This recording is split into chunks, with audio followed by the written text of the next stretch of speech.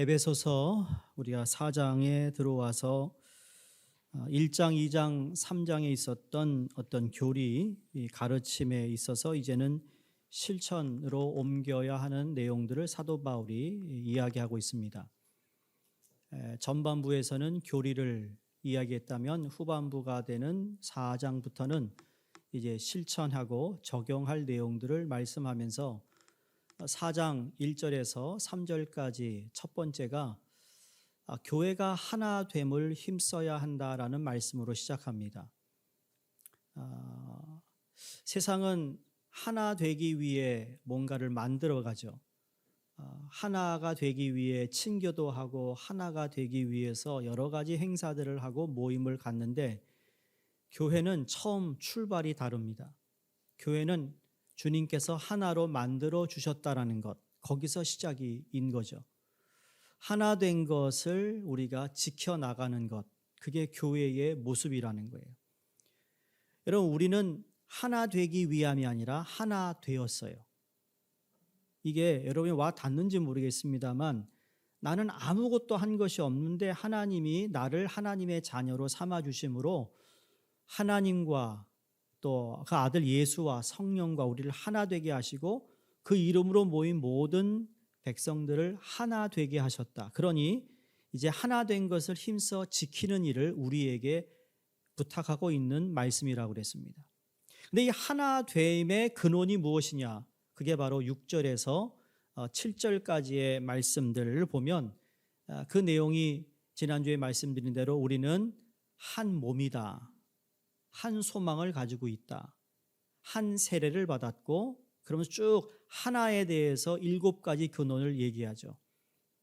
오늘 본문 말씀에 보시면 이제 이 하나됨에 대해서 어떻게 보면 여러분 이 서신을 쓸 때 그 당시에 교회가 존재하지 않았잖아요. 특히 에베소 교회가 있기 전까지는 교회가 세워지지 않았으니까 하나님께서 예수 그리스도를 통하여 새롭게 시작하시는 이 작은 교회, 공동체의 모습이 어떠한 모습인지 사람이 들어본 적이 없습니다. 그러한 가운데서 정말 사회에서, 나라에서 말하는 하나된다, 연합된다는 그 의미보다는 정말 하나님으로 말미암아 새롭게 시작되는 교회가 이 세상에 보여주어야 할 일종의 대안으로서 교회를 세우신 것과도 같다라고 말할 수 있습니다. 근데 여러분 세상 사람들이 교회를 보면 야 정말 교회는 하나된 모임이다 라고 세상 사람들이 말하던가요? 그렇게 느낄까요? 세상 사람들이 교회를 볼 때 야 정말 교회는 무슨 일이 있어도 하나더라, 연합하더라 그렇게 말하던가요? 안타깝게도 그렇게 말하는 사람은 거의 없습니다. 유명한 성 어거스틴이 아주 충격적인 말을 했어요. 충격적인 말을 그대로 전달하면 여러분 충격받을 것 같아서 제가 좀 다시 이렇게 조금 약하게 제가 글을 이렇게 여러분에게 알려드리면 이런 거예요. 교회는 만신창이다. 그럼에도 불구하고 뜨겁게 사랑해야 하는 대상이다. 교회가 왜 만신창일까요? 여러분 왜 만신창일까요? 무슨 문제가 있어서 어느 한 사람 때문에 만신창이 아니라 교회에 모인 사람은 다 만신창이었어요. 그런데 그들이 모였지만 예수 그리스도의 보혈로 한 몸을 이루게 하셨기에 그럼에도 불구하고 뜨겁게 사랑해야 할 대상인 거예요. 그게 교회라는 거죠. 우리 다 부족해요. 그럼에도 불구하고 이 성도들을, 교회를 사랑해야 할 대상이라는 거예요. 믿으십니까? 사랑할 만한 면이 하나도 없어도 주님은 사랑해야 할 대상이라고 말하고 있어요. 왜? 하나 되었기 때문에. 여러분 교회에서 누가 제일 큰 사람이라고 생각하세요? 누가 큰 사람일까? 목소리 큰 사람? 목사? 장로? 일 제일 많이 하는 사람이 큰 사람일까요? 아니요. 사랑이 큰 사람이 교회에서는 큰 사람인 줄로 믿습니다. 사랑이 큰 사람이에요. 사랑 큰 사람을 이길 수가 없어요. 허다한 허물을 품는다, 덮을 수 있는 사람 누굴까요? 하나님이신데 왜 그걸 품을 수 있죠? 사랑의 하나님이니까. 그러니 하나님의 사랑을 받고 누리고 살아가는 사람을 이길 수가 없는 겁니다. 사랑하는 성도님들, 사랑이 큰 사람들 되시기 바랍니다. 그럴 때 우리 교회는 사랑의 교회가 되는 겁니다. 오늘 본문 말씀은 이 교회의 하나됨과 풍성함을 위해 다양성을 말하고 있는 내용이 시작됩니다. 이 통일성, unity, 다양성, diversity, 이 두 가지 단어는 교회에서 참 중요합니다. 이 두 단어가 결합할 때 건전하고 건강한 교회, 공동체가 되는 것인데요.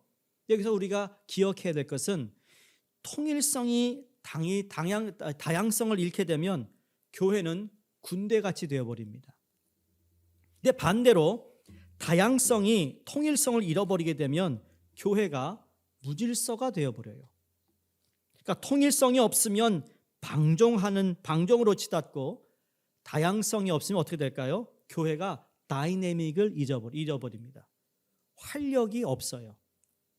그러니까 다양성과 통일성은 두 개 다 존재해야 되는 거예요. 우리가 하나 되었는데 그 안에 여러 다양한 모습으로 교회를 섬기는 거예요. 여러 모습이 아니라면 참 재미없을 겁니다. 그래서 교회가 스릴이 있는 거예요. 편안하다가도 어떤 일을 만나면 그냥 막 요동을 치다가도 그 요동치다 보면 또 사람들이 막 어떻게 된 거야? 내로 아무런 요동치는 거 없이 항해를 한다? 재미없어요. 보트를 타고 가는데 보트가 잔잔한 데만 가면 재밌나요? 그렇지 않아요. 파도를 한번 쭉 타고 내려오고 그래야 스릴이 있는 거거든요. 그게 다양성이에요. 여러분, 교회는 문제가 있는 것이 뭐예요? 다이내믹이 있다라는 거예요.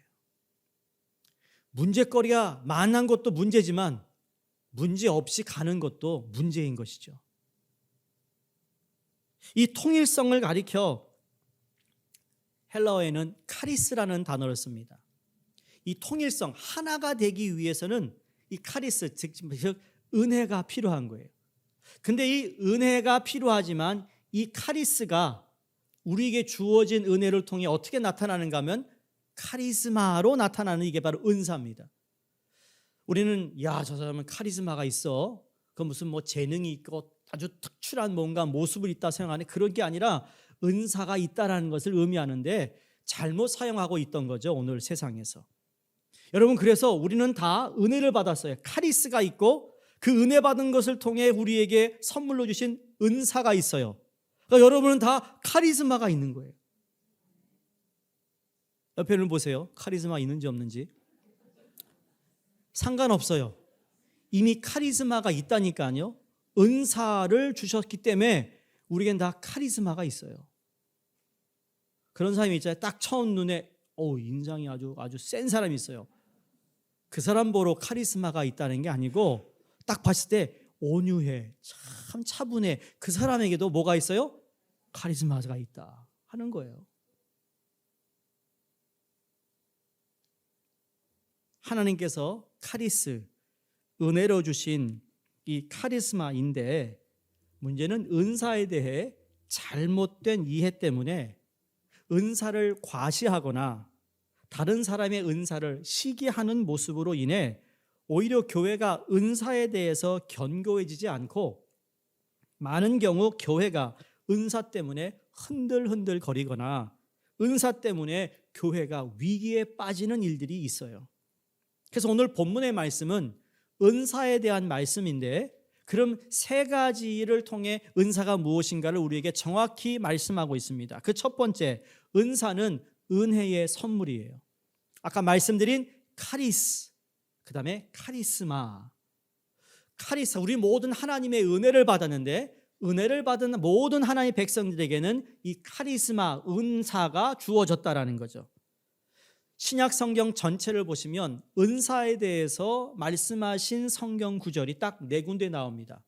첫 번째로는 고린도전서 12장에 나오고 거기 제일 많이 나오죠. 그 다음에 로마서 12장 3절에서 8절에 은사의 말씀이 나오고, 세 번째가 베드로전서 4장 9절에서 11절 말씀이고, 마지막이 오늘 읽은 에베소서 4장에서 나오고 있습니다.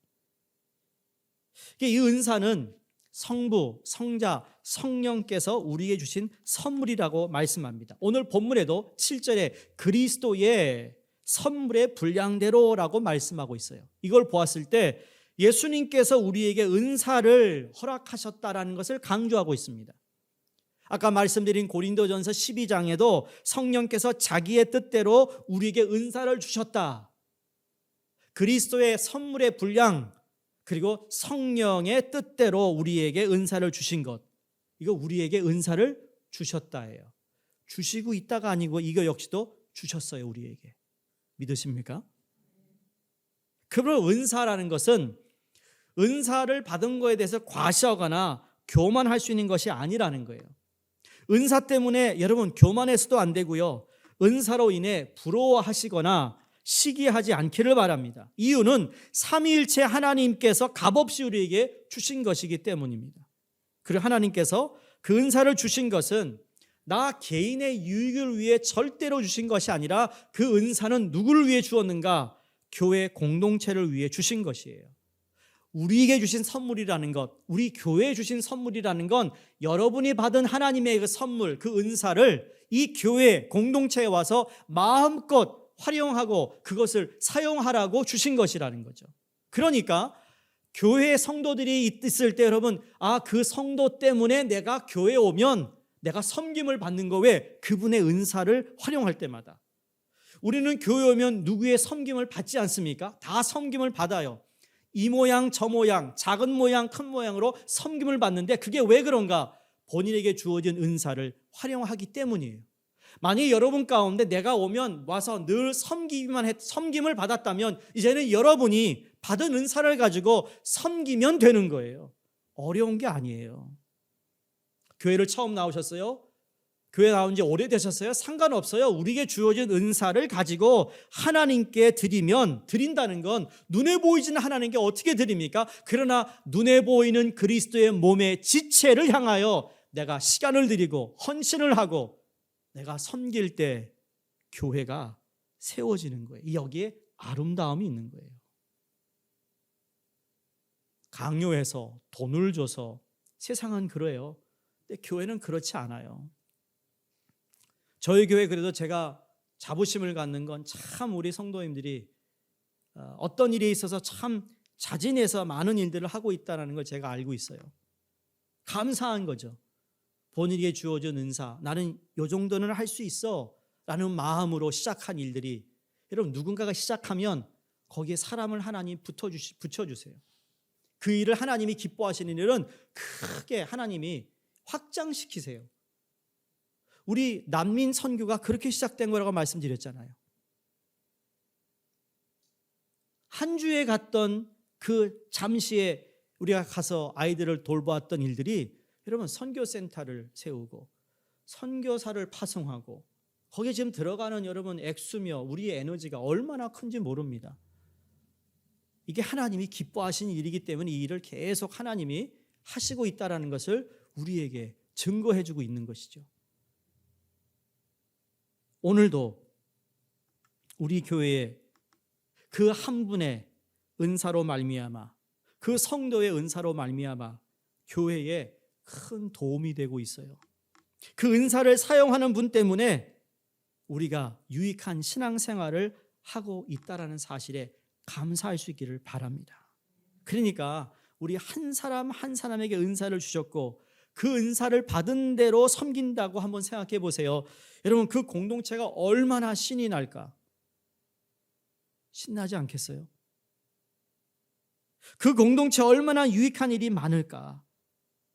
사랑하는 성도님들, 은사를 사모하시기 바랍니다. 그리고 은사를 가지고 내가 무엇인지 아는 분은 적극적으로 그 은사를 여러분이 잘 개발하셨으면 좋겠어요. 신약 성경 전체를 통틀어서 은사가 몇 가지 있는가 보았더니 22가지가 있습니다. 22가지가 있는데요. 고린도전서 12장에 은사 종류를 가장 많이 기록해 놓았습니다. 그 외에도 사도 바울이 쓰신 서신서에 보면 그 교회의 특별한 상황에 따라 어떤 데는 뭐 10몇 개를, 어떤 데는 뭐 한 몇 가지를, 오늘 본문에는 이 5가지의 은사를 얘기하고 있습니다. 근데 은사에 관한 내용이 조금씩 다르게 기록되어 있습니다만 하지만 22개가 있어요. 근데 이 22개의 은사를 두 부류로 나누면 초자연적인 은사가 있고 자연적인 은사가 있어요. 초자연적인 은사라는 건 기적적인 겁니다. 기적이 일어나는 거, 슈퍼내추럴한 겁니다. 가령 병을 고치는 은사라든지 능력을 행하는 은사라든지 예언을 하는 은사라든지 방언하는 은사라든지 영을 분별하는 은사라든지 아니면 통변을 하는 은사라든지 이렇게 6가지가 초자연적인 은사입니다. 여러분 총 몇 가지라고 그랬죠?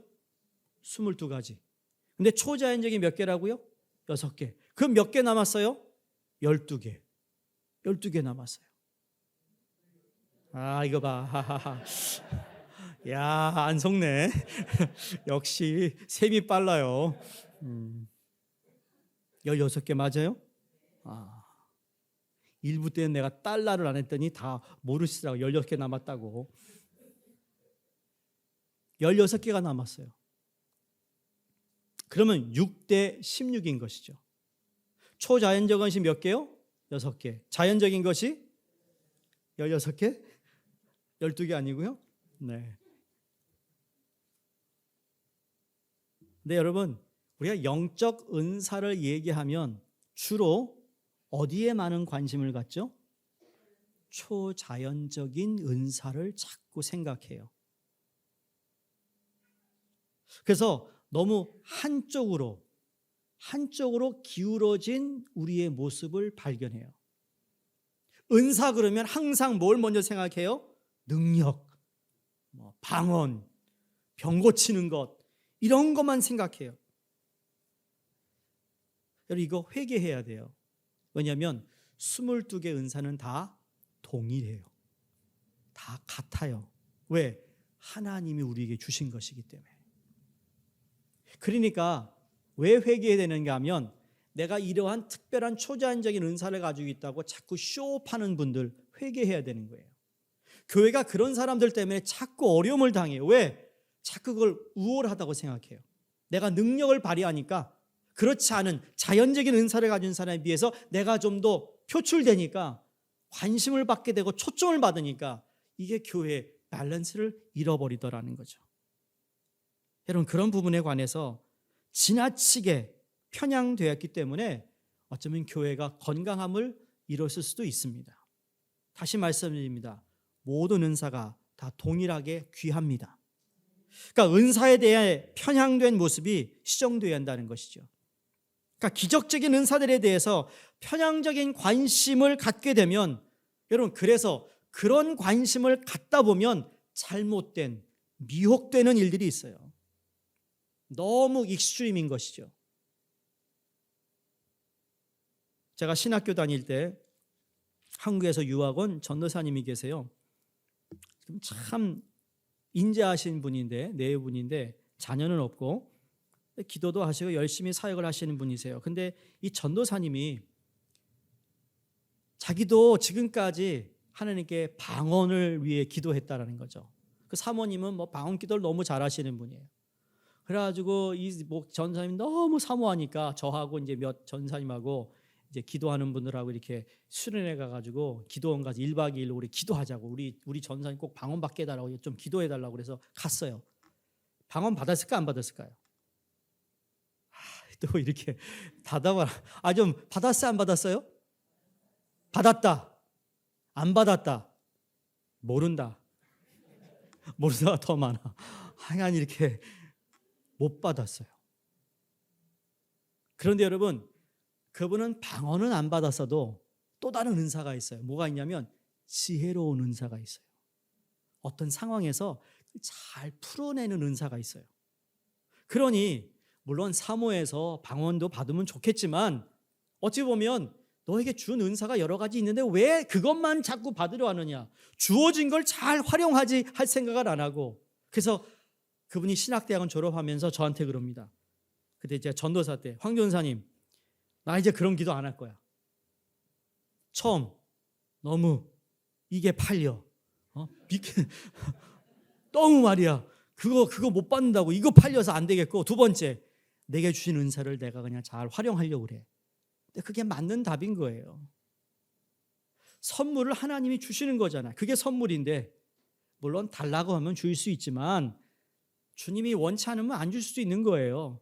근데 이미 받은 거에 대해서 감사하지 못하고 활용하지 않고 사용하지 않으면서 다른 걸 자꾸 달라고 하니까 이건 너무 하나님 앞에 무리한 요청을 할 수도 있다라는 겁니다. 근데 여러분, 이게 초자연적인 은사를 받았던 자의적인 은사를 받았던 여러분이 정말 아니 그래도 그 6가지를 받으면 능력이 나타나니까 얼마나 신이 좋아요 나는 그런 능력 받고 싶어요. 그래도 그러고 싶은 분 계시다면 잘 기억하세요. 능력 가운데 최고의 능력은 무엇일까요? 능력 가운데 최고의 능력은요, 십자가의 능력이에요.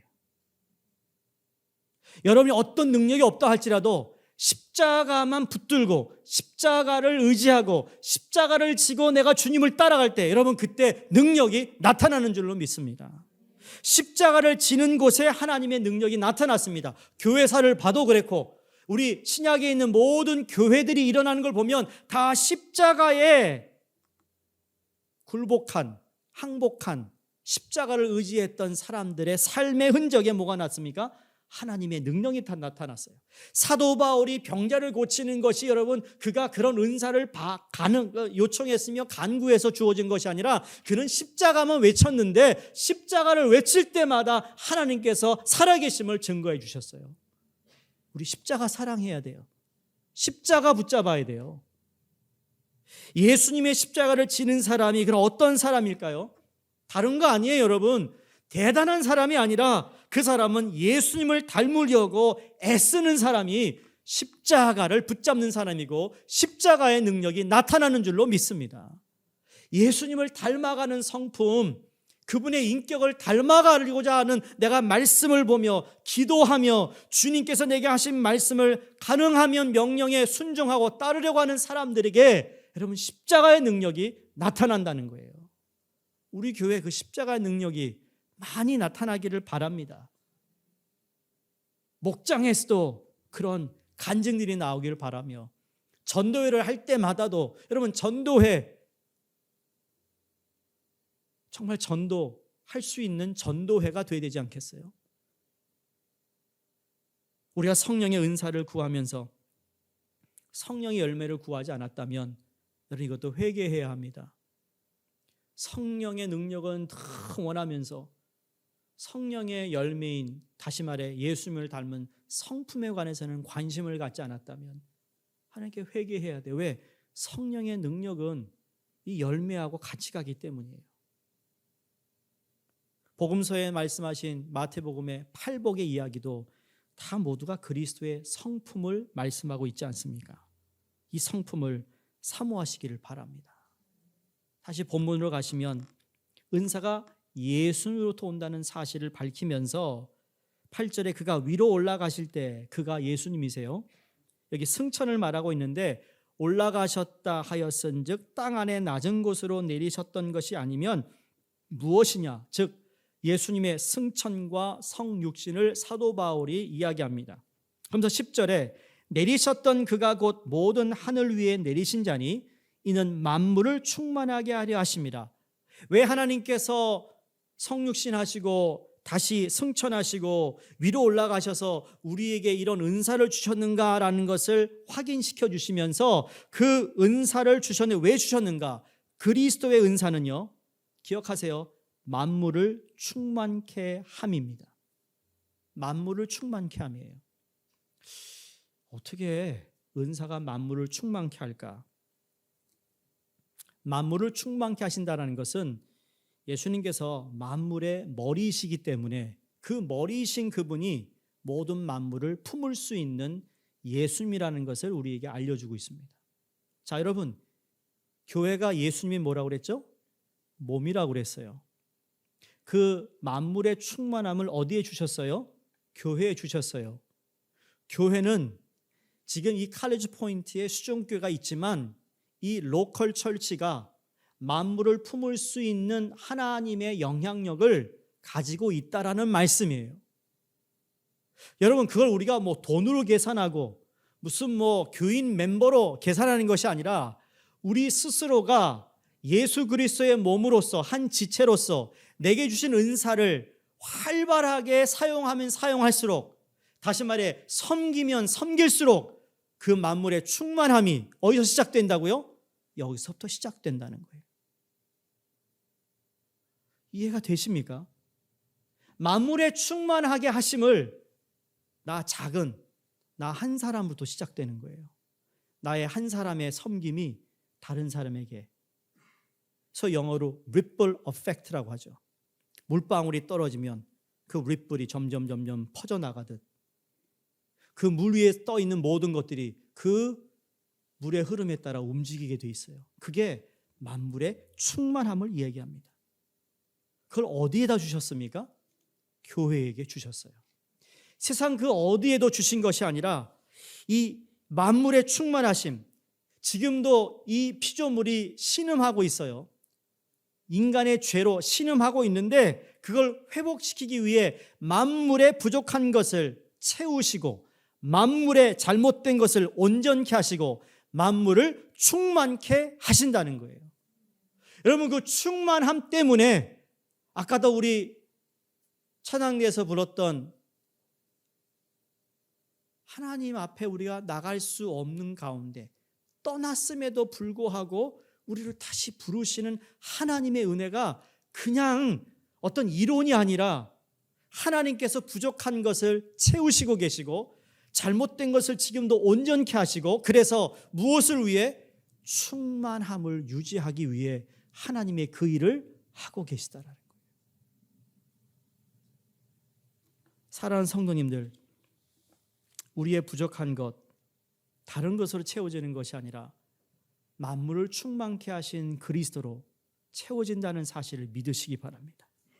우리의 잘못된 성격, 잘못된 생각, 잘못된 어떤 습관, 여러분, 이런 취미생활, 이 역시도 주님의 충만케 하심으로 온전케 하심을 믿으시기를 주의 이름으로 축원합니다.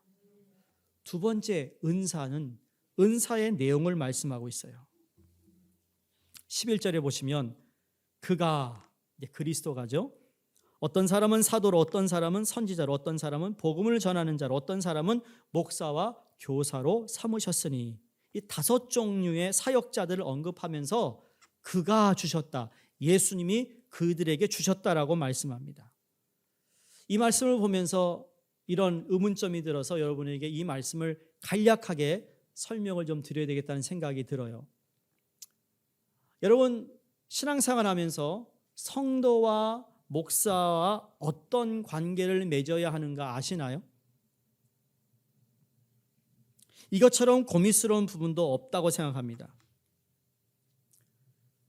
어떻게 보면 목사가 목사에 대한 이 부분을 설명한다는 게 참 어렵기도 하지만, 그러나 이것 또한 우리 모두가 성경을 알아야 하기 때문에 설명을 드립니다. 우선 여러분, 사도는 예수님의 12제자 그 12명과 사도 바울과 그리고 예수님의 형제 야고보 합해서 몇 명이에요? 14명만 사도입니다. 잘 들으셔야 합니다. 그리스도의 사도는 그 14명으로 해서 이제는 더 이상 존재하지 않습니다. 오늘날 흔히 얘기하는 신사도는 없습니다, 여러분. 신사도 운동하면서 이 순간에도 사도가 계승될 수 있다고 말하는 건 비성경적인 겁니다. 성경 어디에도 그 사도는 나와 있지 않습니다.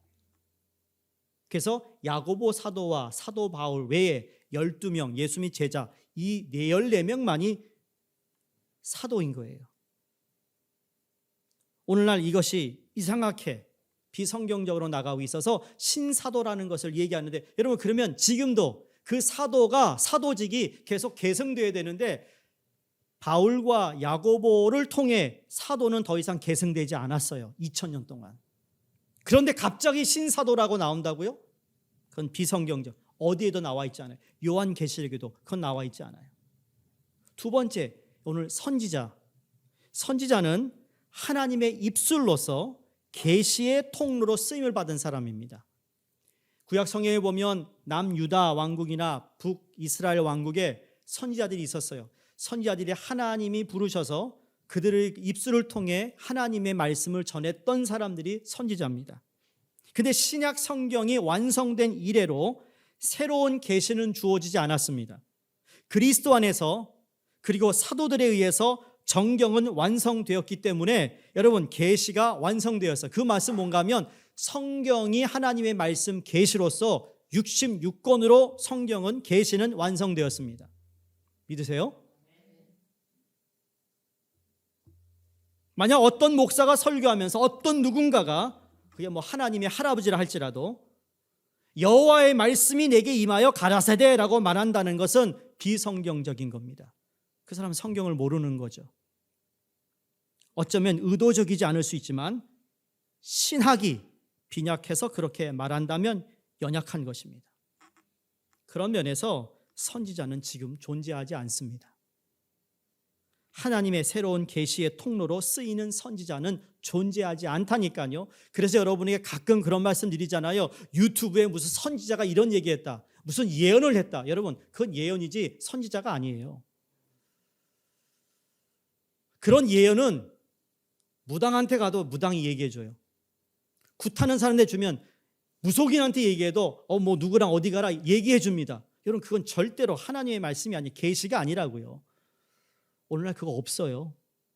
왜? 하나님의 말씀이 여기 다 있기 때문에. 한번 이론적으로 생각해 볼까요? 하나님의 66권은 모르면서 하나님의 직통 계시를 받았다고 계시 얘기하는 사람, 그 조심해야 되는 거예요. 이게 더 중요한 거예요, 여러분.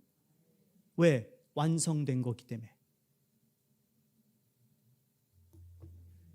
그러면서 목회자는 책임이 뭔가 하면 새로운 계시의 통로가 아니라 이 완성된 계시, 즉 하나님의 말씀을 바르고 철저하게 가르치는 것이 목사의 책임이라는 거예요. 그래서 힘든 거예요, 때로는. 바르고 철저하게 강해하는 것이 목사에게 주어진 엄숙한 책임입니다. 세 번째, 오늘 나오는 부류의 사람이 누구예요? 복음 전하는 자입니다. 간혹 성도님들 가운데 나는 전도하는데 은사가 없어서 전도 못해요 라는 분들이 계신데 여러분 이 말씀 악용하면 안 돼요. 전도는 모든 성도의 책임이에요. 여기 복음 전하는 자는 전도하는 사람을 말하고 있지 않고요. 여기 복음 전하는 자는 복음이 증거되지 않은 곳을 방문해서 복음을 증거하는 사람을 복음 전하는 자라고 말하고 있어요. 그러니까 사도나 선지자나 복음 전하는 자는 모두가 어떻게 합니까? 한 곳에 지정해서 거기에 그냥 주저앉아서 말씀을 전하는 사람이 아니라 주로 사도와 선지자와 복음 전하는 자는 순례를 합니다. 움직인다는 거죠. 그들의 항상 하나님이 말씀을 전하는 곳에 가서 말씀을 전하는 거예요. 그런데 지역에서 정착해서 지속적으로 말씀을 선포하는 자는 누굽니까? 그게 목회자예요. 목사예요. 목사. 제가 우리 이 예배를 등한시하고 여기서 저기서 불러와서 매주 내가 나가서 설교하러 다닌다 그러면 여러분 내가 목회를 하는 걸까요? 지금 뭐 하는 걸까요? 그러면 안 돼요. 목회자는. 목사는 그렇지 않아요. 그러면 부흥 강사로 나가더니 교회 그만두고. 그래서 목사는 가능하면 특별한 일 아니면 강단을 지켜야 되는 거예요. 그것이 새벽이 되었던 뭐 다른 예배가 되었던 그게 목사예요. 목사가 영어로 패스터입니다. 라틴어로 파셀이라는 단어를 쓰는데 이 파셀이라는 것은 두 의미를 가지고 있습니다. pasture, 목양하다, 아니면 to feed, 양에게 먹이다, 뭔가를 제공하다는 뜻을 가지고 있어요. 그러니까 이 목사라는 이 단어 자체에 그 양들을 프로텍트하고 그리고 그들에게 제공하는 프로비전을 하는 두 가지를 다 가지고 있다라는 겁니다. 제가 이 목사를 한자로 찾아봤더니 목은 칠 이름 목이에요. 다시 말해 치다, 기르다라는 뜻이고 목사의 사는 스승 사자를 쓰고 있습니다. 그러니까 목자의 기능과 스승의 기능이 결합된 것이 목사더라는 거죠. 저도 이 말씀을 준비하면서 목사가 다시 한번 내 자신을 돌아보면서 목사가 왜 목사인가? 라는 것을 생각해 보았어요. 우리 목장의 목자님들, 목자하기 쉽습니까? 아주 좋습니까? 어떻습니까? 우리 목자들에게 한번 물어보세요. 목장님한테 가면 목자가 쉬운지. 쉽지 않아요. 어려워요. 그러니 위대한 사도 바울도 성도들에게 기도 부탁을 하지 않습니까? 서신서에서 나를 위해 기도해 달라고. 그 위대한 사도 바울까지도 그런 기도를 요청할 정도면 하물며 저 같은 사람이야말로 여러분 성도님들의 기도 없이 제대로 된 목사가 될 수 있겠습니까? 여러분이 기도해 준 만큼 내가 또 목사의 역할을 할 수 있다고 생각해요. 그래서 여러분 저를 위해 기도해 주세요. 그냥 되는 게 아니라는 거죠. 저도 목사 잘하고 싶어요. 하나 앞에 섰을 때 부끄럽지 않은 목사로서 주님 앞에 서길 원하는데 여러분 기도해 주세요. 그럼 목사에게, 목회자에게 가장 중요한 것은 뭘까? 목자라는, 목사라는 의미를 알고 난 이상 더더욱 하나님의 말씀을 준비하는데 더 노력을 해야 된다는 생각을 갖게 됐습니다. 여러분 목회자의 가장 중요한 부분은 다른 거 아닙니다. 메시지라고 생각합니다. 근데 이 메시지가 설교라는 것이 내 이야기가 아니라 사도적 전통과 성경적에 입각한 말씀이 되어야 된다는 거죠. 다른 말 하면 안 된다는 거예요. 여러분 교회에 세상 이야기 들으러 온 거 아니죠? 여러분 설교를 통해서 여러분이 듣고 싶은 얘기를 들으러 온 것이 아니잖아요.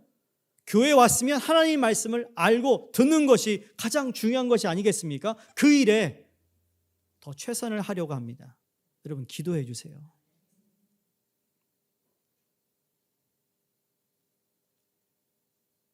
메시지를 준비하면서 메시지를 듣는 성도들은 어떨까 생각해 보았습니다.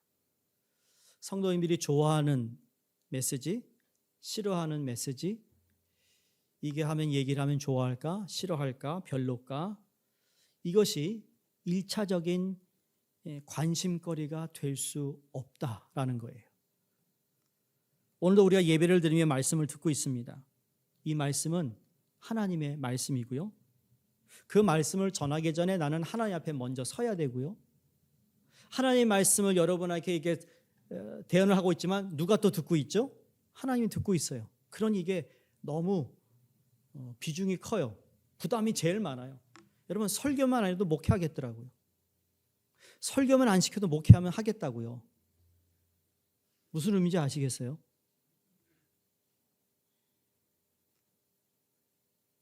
왜 하나님께서 그리스도의 몸을 이야기하면서 이 사도와 선지자와 그리고 복음 전하는 자, 이게 점점 희박해진 거잖아요. 선지자는 이제 끝났고 사도도 끝났고 복음 전하는 자는 아직도 있을 거고 그다음에 마지막에 목사와 교사라고 했어요. 그러니 목사가 목양도 하지만 가르치는 역할을 잘해야 된다는 거예요. 목사가 잘 가르치는 것만 하면 안 돼요. 왜? 목양을 못하면 또 안 되는 거니까. 여러분 부족한 저를 위해 다시 한번 부탁드려요. 기도해 주세요. 잘 할 수 있도록.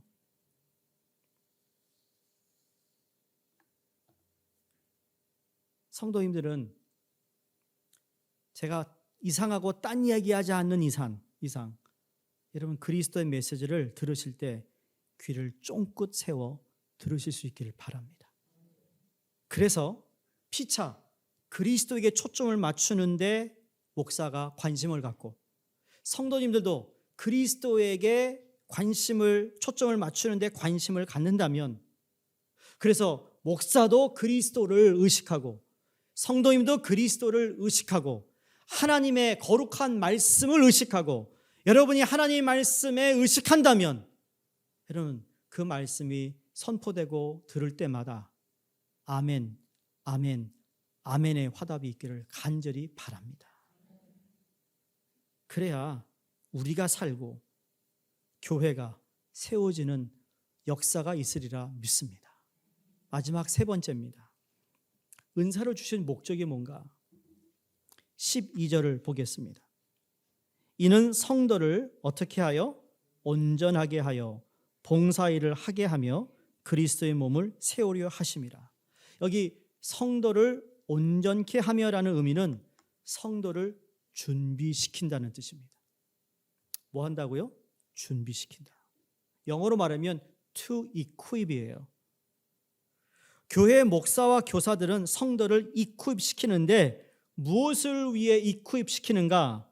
오늘 보니까 봉사의 일을 하도록 준비시킨다. 봉사로 번역된 원어가 디아코니아인데 이 디아코니아는 섬김이라는 뜻을 포함하고 있습니다. 봉사는 뭐라고 그랬어요? 섬김이라는 거예요. 그러니까 궁극적인 목적은 그리스도의 몸을 세우기 위하여 준비시키고 섬기는 일을 하게 한다는 겁니다. 이게 교회. 성도님들 교회에서 봉사하실 일들을 찾을 수 있기를 바랍니다. 섬기는 일을 찾으셔야 안 된다는 얘기예요. 아까 서론으로 말씀드렸죠. 여러분 정말 부탁이에요. 여러분이 가지는 은사를 교회에서 한 가지씩만 하더라도 교회는 달라질 거라고 믿습니다. 아멘도 안 해. 너무 감동을 받아서 속으로 아멘 하셨나 봐. 정말이에요. 누군가가 섬겨서 이 예배가 이루어졌어요. 누군가가 시간을 들였어요. 누군가가 섬겼어요. 은사를 활용했더니 그거에 대한 베네핏을 성도들이 다 누리고 있거든요.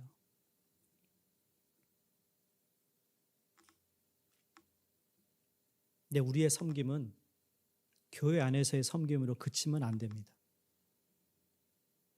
교회에서는 잘 섬기는데 집에 가서는 섬기지도 않아.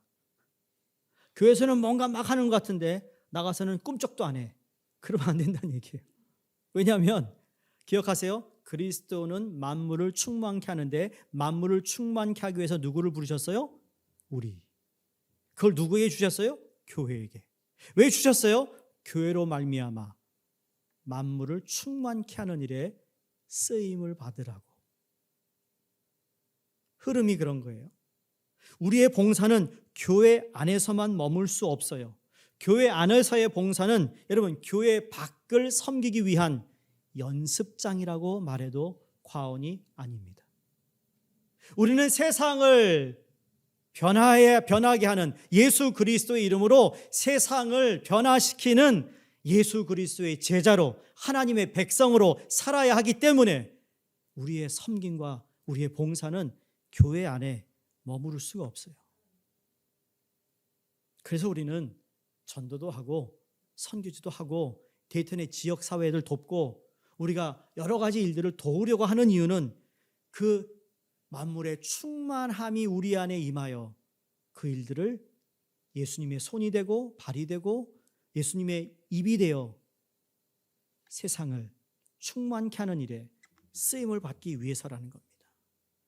성도님들, 여러분이 어떤 은사를 가지고 있는지 아는 분도 계실 거고 잘 모르는 분도 계실 거고 모르시는 분들은 그것을 발견할 수 있기를 바라고 아시는 분들은 그걸 활용하지 못했다면 이제 나태함에서 벗어나 진심으로 주님께 내 은사를 발휘하여 그리스도의 몸을 세워가는데 쓰임 받는 주님의 자녀들 되시기를 주의 이름으로 축원드립니다.